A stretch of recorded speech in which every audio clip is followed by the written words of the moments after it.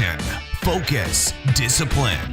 This is the Zero Excuses podcast. Each and every week, we talk to high-performing, inspirational athletes, entrepreneurs, and leaders. We ask powerful questions to extract their tools, strategies, and life lessons for you to crush your excuses, to break out of your comfort zone, and accomplish your ambitious dreams and goals. Here's your host, Kenyon HERE. Hey, thanks again for tuning in to today's episode, everyone. I'm really excited to have you here, and I'm also really excited to bring you today's guest, Patrick Antonucci. He is the host and founder of the Dad Hackers podcast. He's also a dedicated husband, father of 5, and Christian man. You know, his podcast is designed to help bring men together and equip them with the tools and the resources necessary to become the best versions of themselves and to become the best fathers and husbands for their families. But before we get into today's episode, I have a couple quick reminders for you guys, as always. First is, if you haven't already done so, I would appreciate it if you head over to iTunes, kenyonziska.com/iTunes, take you right to the Zero Excuses iTunes page where you can leave me a rating and a review. Let me know how I'm doing. Helps get the word out about the podcast. And while you're there, don't forget to also subscribe to the show so you don't miss an episode. And if you know of a friend or family member who can benefit from the topics and conversations that we're having here, go ahead and share it with them as well. Secondly, if you want to take these topics and conversations to a deeper level, I have a few ways for you guys to do that. First is go over to kenyonziska.com/group, and you can join the free Zero Excuses closed Facebook group. The second way you can get involved is by joining our Infinite Results Mastermind group. Just head over to kenyonziska.com/results. And you can fill out a very short application and see if you're a good fit to join us there. And lastly, I'm doing another one of my Discipline Deep Dive programs starting July 1st. You can go over to kenyonziska.com/DDD for Discipline Deep Dive to join the program. We did one back in April, and there are a couple guys that got some outstanding results and some that are even continuing to work with me on a very close basis. So I'm really excited to launch this again, and you definitely don't want to miss out on that. If you join ahead of time, you'll get early access to the course materials and early access to me. So again, go over to kenyonziska.com/DDD to hop in on that. And without any further ado, let's get into the conversation with Patrick. Patrick Antonucci, thank you for taking time out of your weekend here to join us on the Zero Excuses podcast. Really excited to have you on. Really love your purpose with your Dad Hackers movement, where you are helping men become more present and live a more fulfilled life, and be there for their families. Like I said, I'm really excited to have you on. Why don't you give yourself a quick introduction and let us know a little bit about you? Sure thing, man. Kenyon, I really appreciate you inviting me to come on the show today. It's a blessing and an honor to be able to speak with you and to have your audience's ear for a minute. And it's my hope and my prayer that the things that we talk about today are a blessing to them in a multifaceted way, and that we could just bring a lot of value to the people that are listening. Like you said, my name's Patrick Antonucci. I am a Christian, a husband, a father, and that order is intentional, and that's my resume, so to speak. Yeah. I have been married for going on 15 years this coming May. I have 5 children, 3 girls, 2 boys. My oldest son is 12. He's almost a teenager. He reminds me of that regularly on the daily. Not that he's excited to be a teenager or anything. Just kidding.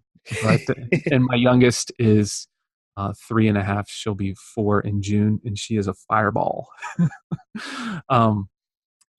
So yeah, you mentioned about Dad Hackers. That is it started with me wanting to surround myself with other Christian men who desired to become the men that God has created and designed us to be, particularly guys that did not grow up in a Christian home I didn't. I kind of come from a little bit of a broken home. My parents were divorced when I was 5, and didn't really grow up in a Christian home. My mom was spiritual minded, nominally Catholic. As we grew up, we were like the typical Creaster, as you would call them, people Yeah. that went to mass like on Christmas and Easter. Um, and then, I don't know how much of my backstory you want me to fill in right now, but I can just go on it if you want. Yeah, no, this is good stuff, and there's a lot of our upbringing that we carry forward and we use for both positive and sometimes there's some things that hold us back, but Yeah. this has given us a good glimpse into your you know your thought processes and stuff, and I definitely want to dig into that here. I'm big into mindset and Right. love hearing about how people, what makes people tick here. Yeah. What makes you tick? Yeah, definitely. So that's kind of where I'm going with all this. I start there. I go all the way back to when I was about 5, when my parents were divorced, because um, that's really where the home became broken. And like I was saying, I didn't really grow up in a Christian home, nominally Catholic.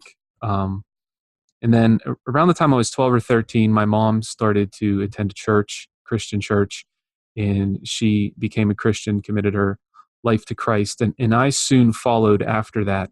My dad never, to this day, never really caught on to that. And it breaks my heart.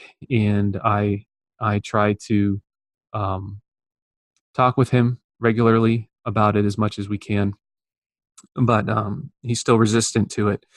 Um, anyway, the reason I go into all of that is that because I did not grow up in a Christian home. Now, having been a Christian and being a Christian, and now having a wife and children of my own, I'm realizing I don't have that family of origin experience to draw on, of what it's like to grow up in a Christian home, what it's like to have a Christian father, what it's like to have a Christian mother, a Christian marriage, to be brought up in a Christian home, to be brought up in. And that's really strongly what I desire for my marriage, and for my children, and for my family, and for my home. And so I started Dad Hackers at the end of 2017, and I just started with a Facebook group. I realized that you could quickly and quite easily create a community online with like-minded individuals. So I just started inviting some of my friends to the Facebook group, um, in the hope that we could encourage, support, equip one another to become the dads that we wish we had, to become the men that God has called and created us to be. And then I wanted to do more. And so I started researching different avenues with technology, like social media, YouTube, Facebook, um, podcasting, blogging, those types of different things. And all my research kind of led me to podcasting. And podcasting, you really get to be in someone's ear for a long time. Yeah. And in general, people tend to listen to a whole podcast. They might watch 10 seconds of your Facebook Live, or a minute or two, but they're not going to watch a 35, 45-minute Facebook Live. Not most people. Most people aren't going to watch a 45-minute long YouTube video. But people will listen to a 3-hour long, um, you know, podcast episode where you have those long form podcasts. Yeah. And that's by no means how far I go on my podcast. But anyway, that's what led me to podcasting, because I wanted to do some more. And I wanted to interview two types of men primarily. Men who have done the things that I'm trying to do in my family. In other words, they've created a Christian home in their family and raised their children to be faithful. In other words, like, their boys became faithful men, their daughters became faithful women, and are now having faithful marriages. They're like carrying that torch to the next generation. So Mhm. that's one type of man that I like to interview. And then the other type is um, guys who have expertise in a certain area. So just recently, I interviewed a guy who uh, his expertise is in finances. A lot of guys struggle with finances, and Mhm. he comes at it from a biblical Christian's perspective. And I had a guy talking about firearm safety. I had a guy talking about like situational awareness, just personal safety, safety mindset, those types of things, and a whole bunch of different stuff.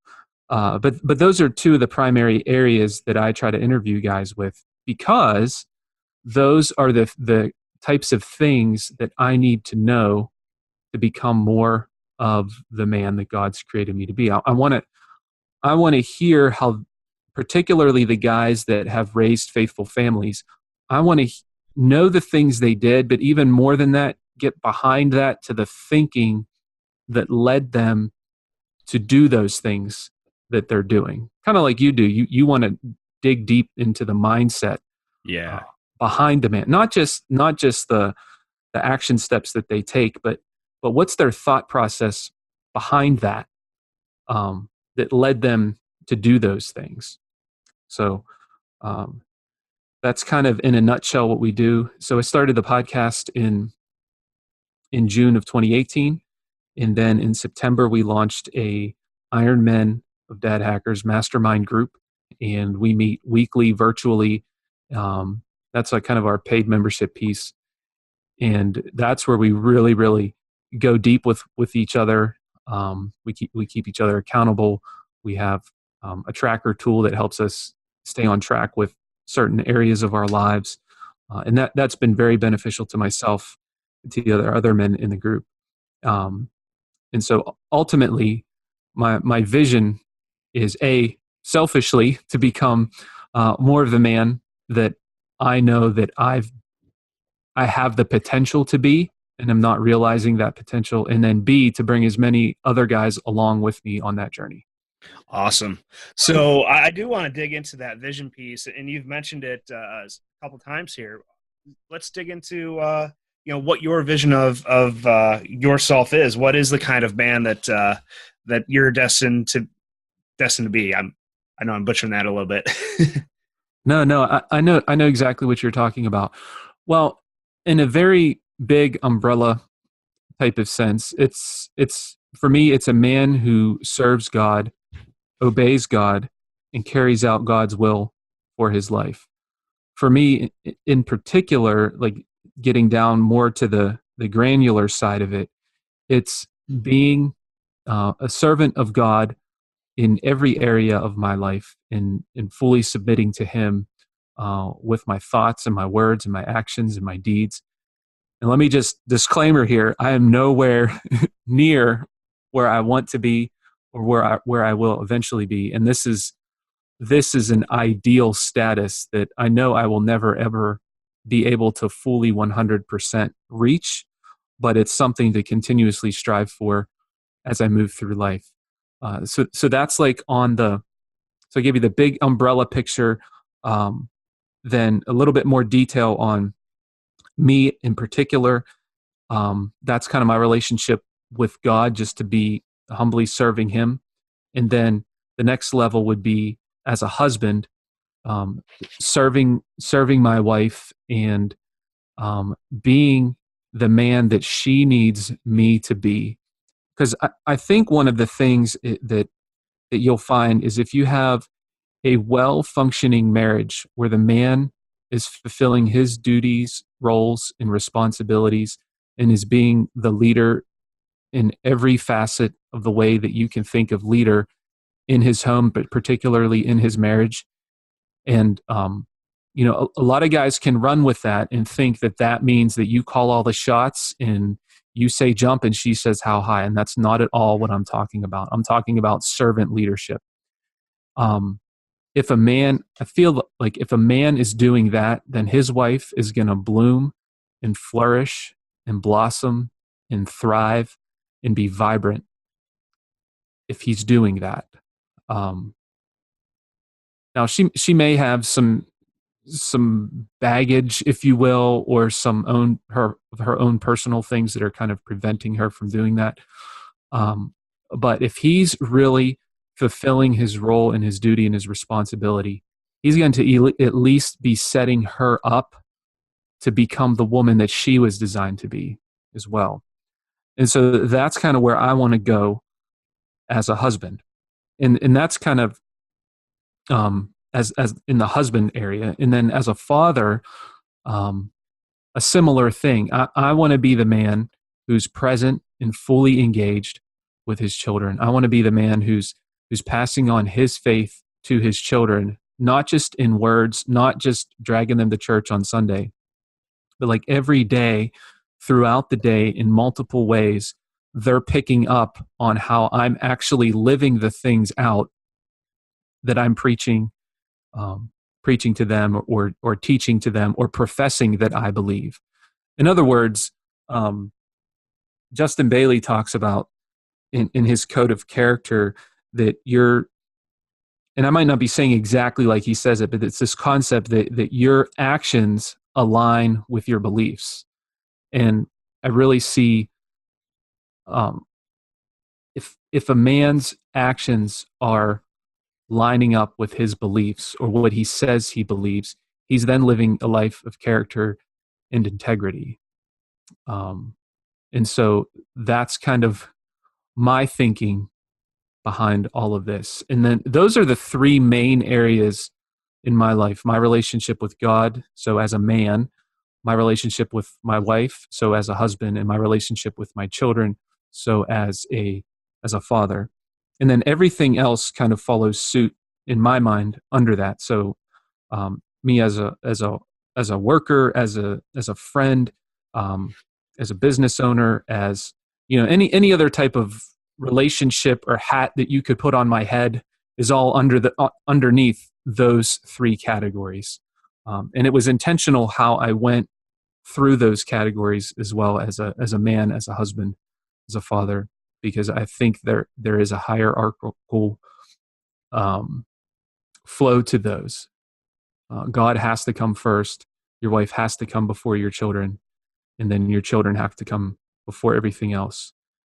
And if you have it's like just getting your priorities right. And if you have your priorities right, then life is going to work a little bit more smoothly, or things are going to go the way that they should. That's not to say, don't hear me wrong, I'm not saying that you're never going to encounter hardship, you're never going to struggle, you're never going to have tragedy. I'm not saying you're going to be financially and materially blessed in every way possible, and those types of things. But you are, when you have things set up like that, you're living your life with integrity, and you're living your life with character, and you're living your life with respect to God's standard.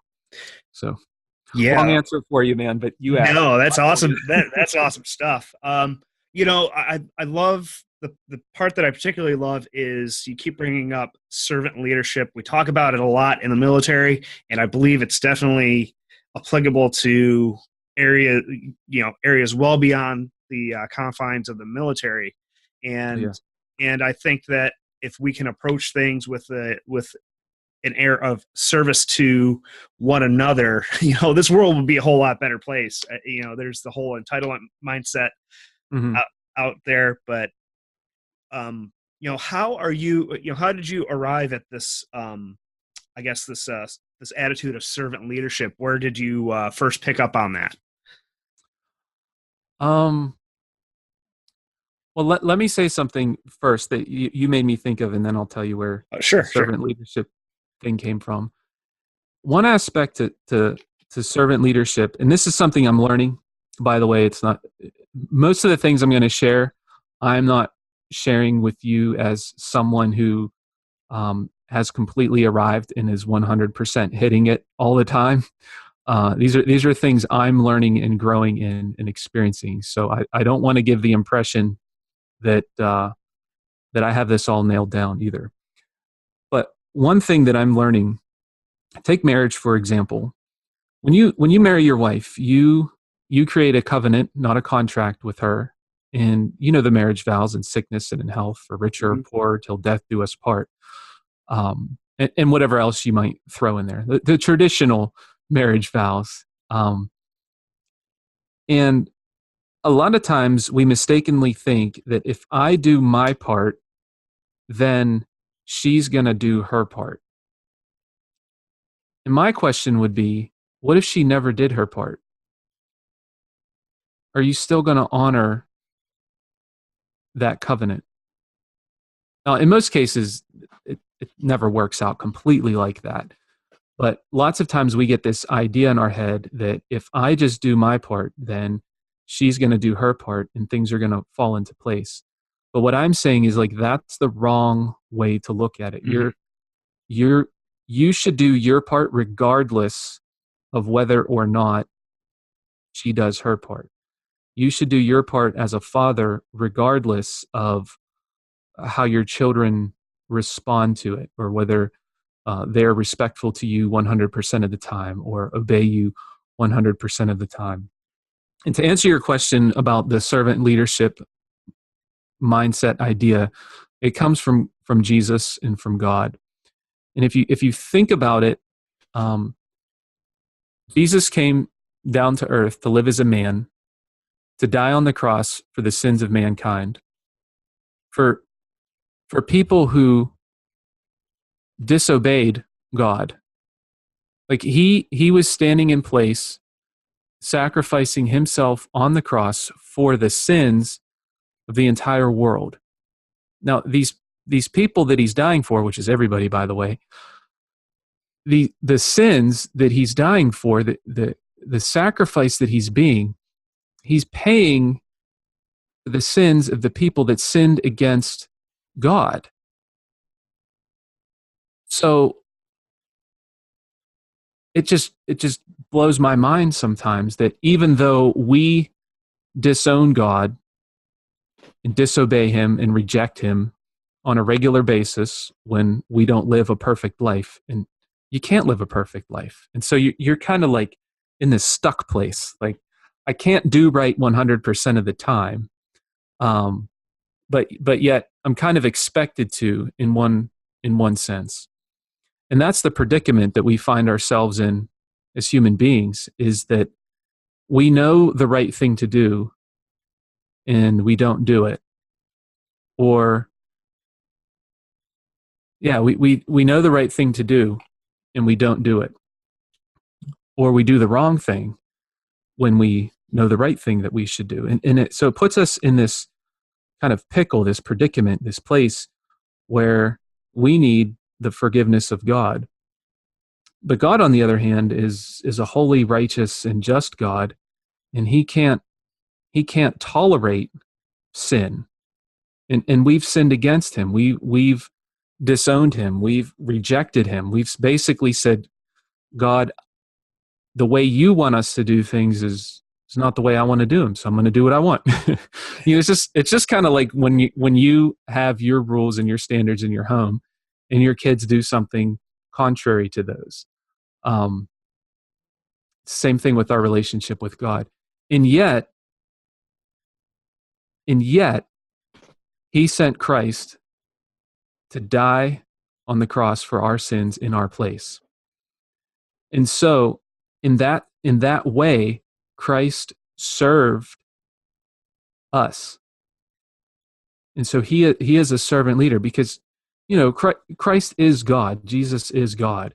And so he's humbling himself in one way to come down from, basically coming down from heaven to live on earth as a man, taking on flesh, taking on human nature, living his life in subjection to the commands of God. So he's living his life righteously. He didn't do anything wrong. He didn't deserve to die on the cross. He is completely innocent. And yet, he took responsibility for God's creation, mankind, in dying on the cross for their sins, so that their sins could be forgiven, so that God's people could be brought back into a right relationship with God. Because, like I said, God cannot be in the presence of sin. Those sins need to be paid for. And that's what Christ did on the cross, is he paid for the sins of mankind. And I think that is the ultimate display of servant leadership, is Christ took responsibility for the situation that he didn't even create in the first place. You know what I mean? Like he created us, but he didn't make us sin, is what I'm saying. Right. It's kind of like if your kid is playing baseball and breaks the neighbor's window, and then you pay for it. You birthed the child, or your wife did, but then you pay the penalty for the window.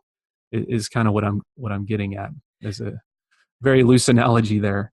Yeah, I mean, I don't mean to cut you off, but like I love how you're framing this up, because a lot of times we turn our cheek the other way and run from responsibility pretty frequently, and I see it happening a lot of times. But what you're describing is simply just you see a situation and you see that it needs to be handled, and you just handle it, whether or not it's your responsibility, or whether or not it's your right, whether you're right or she's wrong, or whatever the case may be. If we see something wrong or see something that needs to be handled, we just need to handle our business and just set the example and pick up the ball and start running with it. Exactly. And I think that's a mindset, the opposing mindset that we have to constantly fight in our culture, where nobody wants to take responsibility. Nobody wants to handle the blame, and everybody wants to point fingers at everybody else and say, well, it's not, this happens a lot in my home. There will be a book or a toy sitting on the floor, and we'll try to figure out whose it is. And nobody wants to fess up to it. It might be one child's toy, but the other kid got it out. And then the third kid was the last one to play with it. And so they're all like, well, it's not, I didn't get it out. Well, I didn't play with it last. Well, it's not mine, and nobody wants to take responsibility for it. And it's like, then dad comes through the room and he just quietly, humbly doesn't say anything, picks up the toy and puts it away. That's kind of servant leadership. Yeah. So speaking of your kids, how are you, like in a practical sense, how are you using that as a lesson for your kids? Are you just setting the example, or are you employing any other tactics and strategies there? One of the things, a couple like down to earth, tangible things that I do with my kids, and again, I try to be consistent with doing these things, and I'm not 100% there, is I try to be intentional about investing time with my children. This concept of giving up my agenda for what they want is very, very, very difficult. And Kenyon, all about this. You work full time, you have a side hustle going on, and then you have other duties and responsibilities. And sometimes you just want to do what you want to do. Yeah. And then it's easy to let your family fall by the wayside, because it's like they're just always there. Like tomorrow I can do it. I can do it tomorrow, and tomorrow never comes. And because it's always tomorrow. Yeah. And so you could turn around and 10 years pass you by, and you're like, whoa, how did that happen? And so I've set some things in place, some routines with my children, and they help me they help hold me accountable to doing it. One of the things that I strive to do is, I have 5 children, like I said before. And so one day, each day of the week, we have what's called daddy time. And it's 20 or 30 minutes where it's just me and them engaged in doing something. Like yesterday was my daughter Lydia's day, and I asked her what she wanted to do. We got a snack, we played checkers, and then we made dinner together. Just simple stuff like that. But I will tell you what, they will hold your feet to the fire for that time. They really will. Once in a while, usually at least once a week, I'll have a podcast interview lined up right after work when I get home, so I can just get it out of the way and then have the rest of the evening. And if I don't let them know in advance, they get upset if I come home and they're like, "Are we going to do daddy time?" And I'm like, "What? I have a podcast interview. We'll do it right after." And they're like, "Oh man," they like get upset. So I have to make sure that But that's telling me when I reflect and think about that, like, oh, I need to make sure that I'm communicating with them that, okay, on Tuesday I have a podcast interview, so we'll still do our daddy time. We just have to push it back till 4:30, 4 to 5, whatever. Yeah. Is another thing that we do is, and I don't really remember how we got into doing this. I think we started doing it with my older son, and maybe he just asked to do it, or maybe we did it as a privilege because he was older. We do this thing called stay up late. And Monday night, we let the boys stay up late. We put the girls down to bed. We let the boys stay up late. And again, it's just 20 or 30 minutes. It's not like we're staying up till midnight with them. And Right. again, we might just have a snack, play a game. Sometimes we just talk, and those types of things. But they love it. Tuesday night, we do it with the girls, and they love it as well. One other thing that we do is on Wednesday nights, we let one of the kids sleep in our room. They usually will like snuggle in bed for a little bit, and then they'll go to sleep on the floor in our bedroom. And again, they love it. When it's Wednesday night, they know it's their night. They're like, "Oh, can I get my bed set up in your bedroom?" And I don't know how that sounds to you, Kenyon, but I mean, it really does it for them. And it's just one night a week, um, and that's one little way that my wife and I can kind of give up our agenda for them.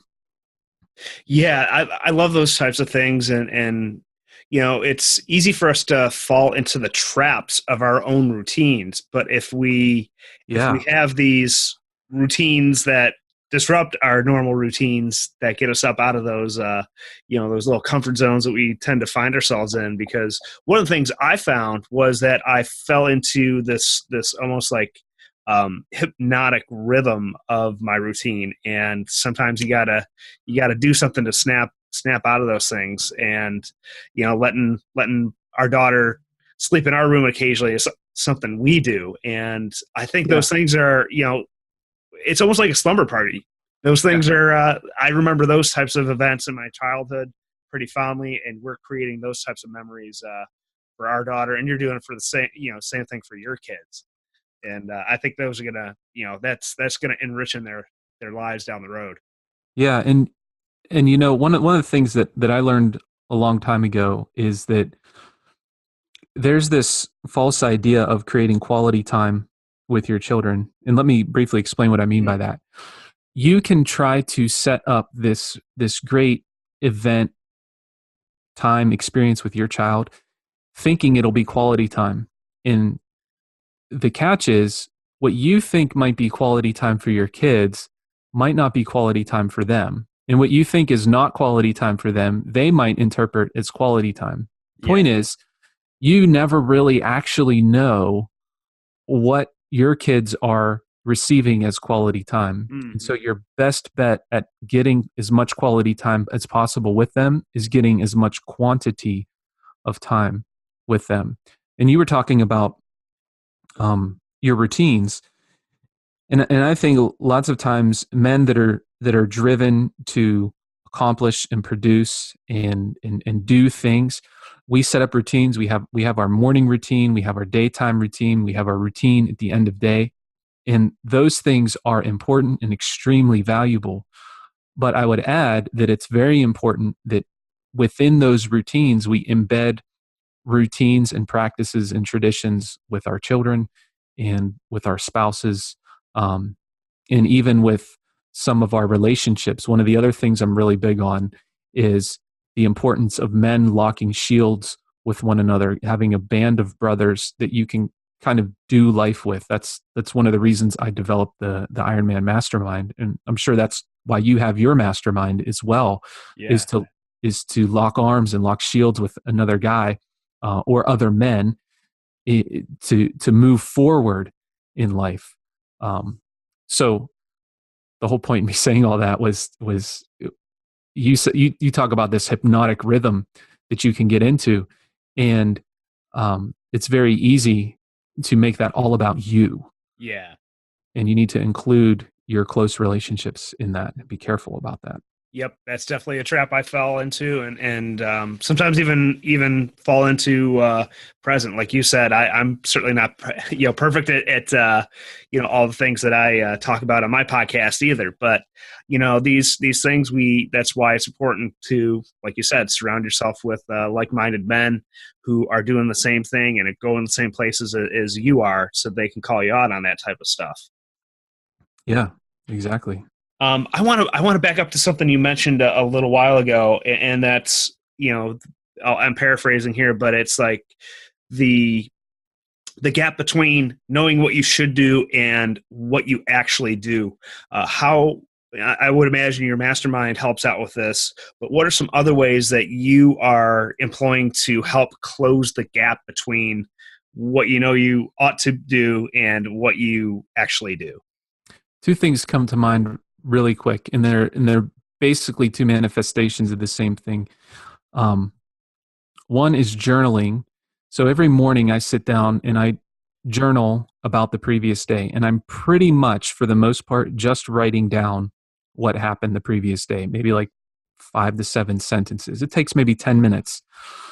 And I started doing that a little over a year ago, and now I'm to the point. So what I do is I take a page for each day of the year. So I have like literally 365 pages in a 3-ring notebook.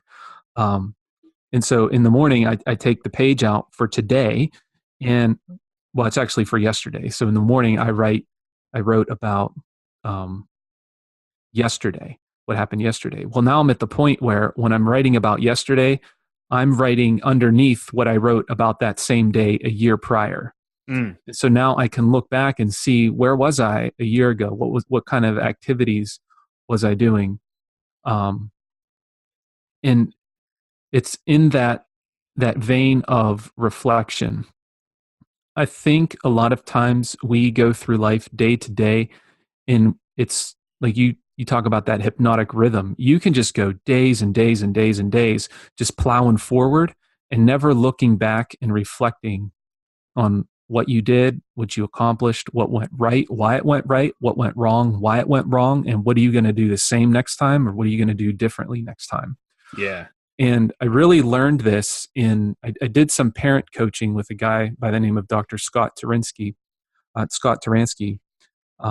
Actually, my wife and I just finished up an 8-week coaching program with him for being parents. And one of the things that he has us do with our children is, whenever they begin to get disrespectful or disobedient, or get into like a tantrum, or beginning with an episode or something like that, you develop this routine with them where you send them to a break. You say, you need to go take a break, change your heart, settle down, and report back to me when you're ready.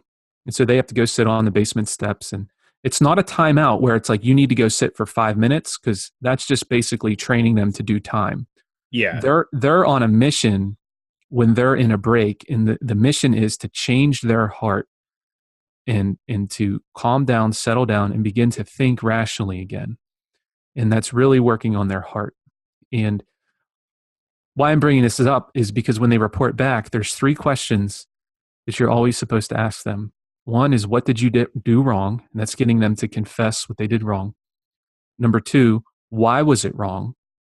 And usually it falls in the category of, it either wasn't kind, it was disrespectful, or they disobeyed.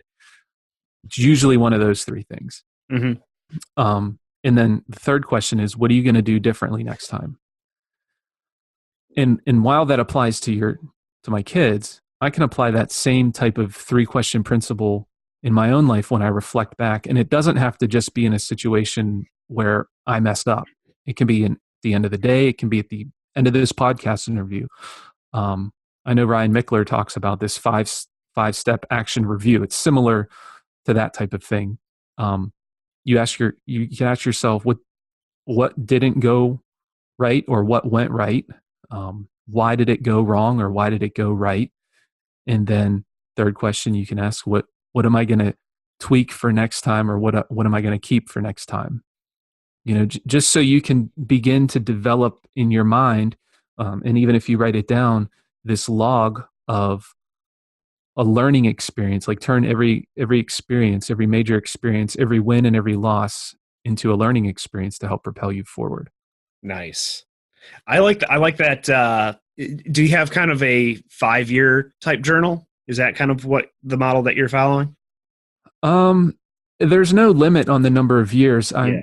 I mean, I haven't really thought that far ahead about it, but my intention is to just continue just journaling every 10 minutes every morning. And then just, each page, just keep adding. Next year, I'll add more onto March 8th. And the year after that, I'll add more onto March 8th. And then like next year, when I get to this point in the year, I can look back and see what did I do last year and then the year before. And so I begin to have this log of the progression of my life from year to year on that day. And, Nice. It was kind of funny because the other day I was reading through it and I had last year on that day, I had said something like made an off comment to my wife and it really upset her and it kind of ruined the day. And it was funny because this year around that same day, we had a heart to heart conversation. And then at the end, I said some things and it kind of went downhill from there. And it was like, same battles, man. Yeah. Yeah. And you sometimes forget about those things. And I really like that model. That's a little tidbit I'm going to take away from our conversation. I might come up with my own system there. I like that. But like I was saying, you tend to forget some of these things, and it's a nice reminder to, what did I learn from this situation? Even, a year later, we tend to, we might remember the episode happening, but we don't remember those lessons necessarily. Yeah. Yeah. And that 3-question process that I was talking about, you can do that. That's like a mental exercise that you can do. Or you can make things in your life a cue for doing those. For example, like I know maybe in my head, I have the cue that when I finish a podcast, I need to sit for 2 minutes and just think what went well, what didn't go well, why did it go well, why didn't it go well, and then what am I going to tweak for next time or keep for next time that, what contributed to it going well, or what contributed to it not going well. Right on, man. Well, hey, I hate to cut us off here, but we are starting to bump up on time here. Yeah, but, no problem. But let's let people know how they can get in touch with you if they want to join the mastermind or simply follow the podcast. How can they do all that? Sure. Well, everything is at dadhackers.us. Dadhackers.us is the website there. There's a link for the podcast. There's a link for checking out information about the Ironman Mastermind group. There's a link there to join our free private Facebook community. And then I have a couple downloads on there. There's a download for 28 prayers for your kids. And then there's also a 5-day email challenge to help you become a better dad on there as well. Awesome, man. Well, thanks again for dropping by here, and it's been an epic conversation. Do you have any last minute words of wisdom that maybe you want to share with us that we didn't get to talk about here? Yeah, sure, Kenyon. And I would just say, keep going in life. One of the things that is so unfortunate is when men start something and don't finish it. And I understand there's times where, you've tried something out and it's not working and you just need to move on to the next thing. But there are some things in life that you should never give up on. Like, don't give up on pursuing God. Don't give up on pursuing relationships with other men. Like we've talked about with locking shields with other men. Don't give up on pursuing your wife, and don't give up on pursuing your children. You're gonna have hard days. Disappointments are gonna happen. You're in a world with people that are not perfect, and neither are you. And you wouldn't want to live in a perfect world because you'd be the one to mess it up. And so just keep that in mind. And one other thing is that I try to remind myself of this. If my wife and I have a disagreement, is that we are actually on the same team. And there's a force out there trying to separate marriages, trying to separate families. And one of the subtle, sneaky ways that that's done is by getting these little disagreements to be blown out of proportion, and to create bitterness and resentment and anger and separation between you and your wife and you and your family. And if you remember that you're on the same team, you can come at that situation from a different perspective, perhaps a more humble perspective. Yeah, our egos tend to get in the way, and we want to be the ones that are quote unquote right. But Right on. I talked about this a couple days ago, in that we tend to live in a world of absolutes where we either have to be right or wrong, black and white, good or bad, and none of that's actually true, because we're the ones that place those meanings on things. And if we can drop many of those meanings and just simply be with the situation, I can't agree with you more. I think you know what I'm trying to get at here. If we can drop these the ego and just simply handle the situation like we talked about earlier, just do the right thing, and no one has to be right, no one has to be wrong. It just has to be done.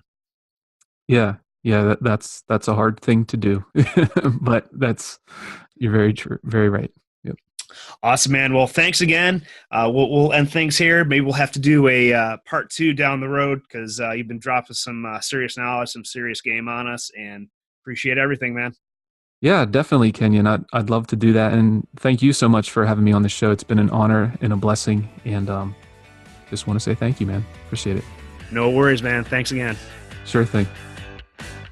Thank you for tuning in to the Zero Excuses podcast. Join the conversation at kenyonzitska.com in our Facebook group. And don't forget to rate and subscribe to our show. We'll talk to you next week. And always remember, results, not excuses.